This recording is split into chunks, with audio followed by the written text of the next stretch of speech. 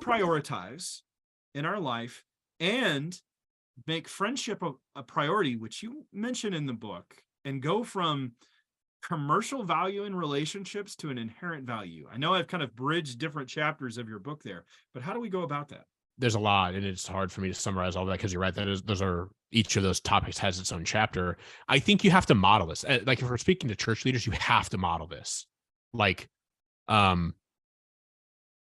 when I was a kid, I mean, because I can only really compare to like what church was like when I was a kid, which was a very stereotypical Midwestern evangelical church experience, like Willow Creek model, slacks and sweater vests, like very, like suburban Midwestern evangelical church, not fundamentalist, but also not liberal, like pretty probably politically and theologically conservative. But it was very polished. It was very clean. I didn't hear a ton of talk about, I never heard church leaders talk about their sin or how they had to repent of certain things.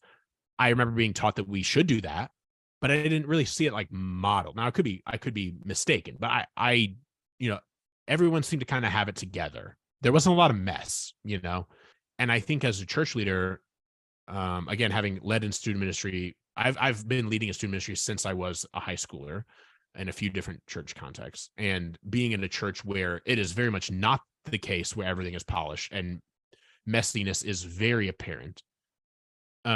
If you want people to live authentically as church leaders, you have to do it yourself. Like you have to be willing to admit when you're an idiot, and when you sin, and repent of that.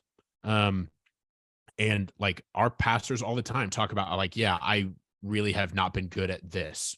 And I've had to repent to the elders and like, I've had to ask them to hold me accountable in this, or like, various things where it's important for us as church leaders to not act like everything's okay all the time. Like my wife and I lead a community group, and when we have a really rough week in our marriage or with our daughter, which she's 3, and so that can be quite often these days, we talk about that. Like we talk about that during community group. We don't act like everything's fine. And so I think like it doesn't mean if you share about how you've sinned or how rough your life is that it's automatically going to get people to share. But it's certainly not going to work the inverse. Like you're not going to get people to share about how rough their life is very frequently if you never do.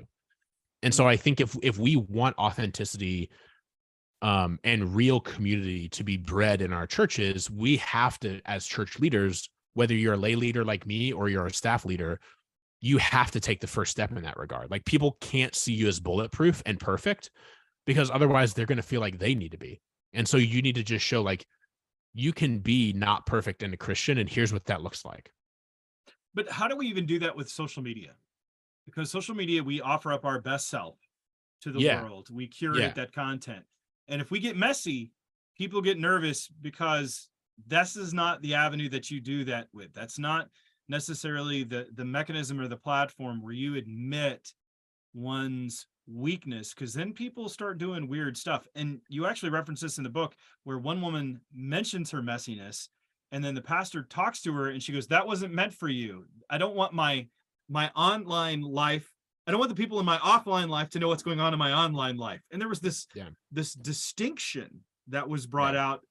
And how do we work through this, Chris? How do we go through that? Yeah, that's hard. And that story is a harrowing one. And it was just one example of a few similar things where, a woman wasn't like caught in sin or doing something dumb on social media. She was kind of crying out for help because her life was in a rough spot, and the church reached out, and she got mad that the church reached out to help.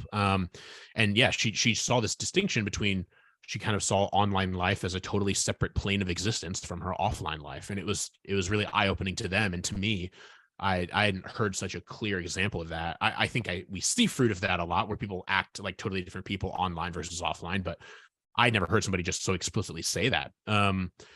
And there's a good question. I think a lot of times I have this weird perspective. It's very non-traditional in how people act online, being more authentically them. A lot of the most common refrain I've heard about social media and authenticity over the years is, "Oh, social media is just where we present the best versions of ourselves, and it's like our most curated selves, and it's like we never share the bad things." And I'm like, yeah, I think that used to be true, and I think for some people on some platforms that is still true. I think of Instagram, and particularly like young women on Instagram in particular. Like I think that is still like present the most polished version of yourself, like you're on vacation all the time or whatever, like everything is always awesome.